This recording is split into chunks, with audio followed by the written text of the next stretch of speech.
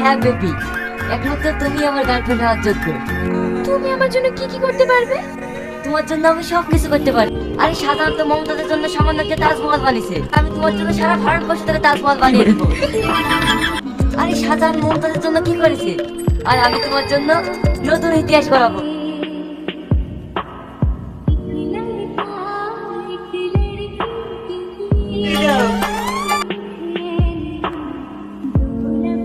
সবকিছু ভালো করে পরিষ্কার করবি, যদি কোনো কিছু লেগে থাকে তাহলে কিন্তু তোর কপালে কষ্ট আছে। বাবা, তুমি মূর্তি প্রপোজ করতে কেন? এ তো মানুষ না, রাষ্ট্র একটা দৈত্য। এই দৈত্য হাত থেকে আমি এখন কি করে রায় পাবো?